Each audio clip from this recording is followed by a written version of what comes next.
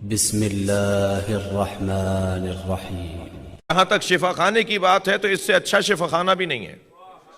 وہ کون سا ہاسپٹل ہے جہاں جا کر اطمینان قلب ملتا ہو؟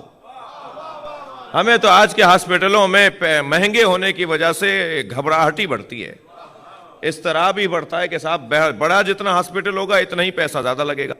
تو معلومہ گئے تھے کھانسی بخار کا علاج کروانے، واپس آئے دل کے بیمار بن کے۔ تو دنیا کے ہاسپٹلوں میں جا کے گھبراہٹ بڑھتی ہے۔ یہ واحد حسین کا شفا خانہ ہے کہ جہاں آنے کے بعد اطمینان قلب کی شفا ملتی ہے۔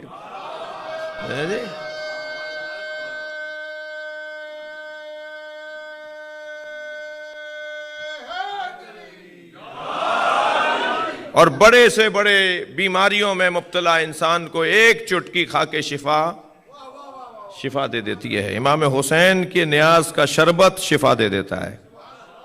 وہ دوا پر بھی اگر آپ کو یقین نہیں ہوگا نا تو اس سے بھی شفا نہیں ملے گی، اور اس شربت پر یقین ہوگا تو شفا مل جائے گی۔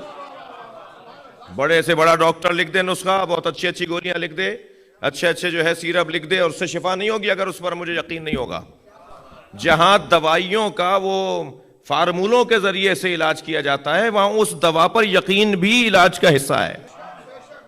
اگر باور ہی نہ ہو، یقین ہی نہ ہو، نہیں بھائی اس سے مجھے کچھ نہیں ہوگا، تو انسان اس سے کچھ بھی اس کو حاصل نہیں ہوگا۔ اور پھر عزیز و خبردار، عزاداری سے خرچہ کم کر کے بیواؤں اور یتیموں کے لیے فنڈ قائم نہ کیجیے۔ میں خود الحمدللہ 19-20 فلاحی ادارے چلا رہا ہوں، کئی اسکول ہیں، کئی ہاسپٹل ہیں۔ ہمارے مجھ جیسے لوگ تو چندے مانگتے ہیں، ہمارا نام بھی شہنشاہ حسین رکھ دیا ہمارے بڑوں نے، تو مزاج میں مانگنا ہی نہیں ہے۔ تو یہ کیا بات ہوئی کہ صاحب مجلس کو کم کر دو، عزاداری کو کم کر دو، امام بارگاہ اتنے خوبصورت اچھے بنائے ہوئے ہیں، اتنا خرچہ کرنے کی کیا ضرورت ہے؟ سادہ سا بنا لیتے اور یتیموں اور بیواؤں کے لیے فنڈز بنا لیتے، اور کوئی ان کے لیے کوئی فلاحی ادارہ قائم کر لیتے۔ نہیں، خبردار، عزاداری سے کم کر کے کسی یتیم اور بیوہ کی فکر نہیں کرنی۔ میں امام کے نظام کو مضبوط بنا دوں، حسین خود یتیم اور بیوہ پال دیں گے۔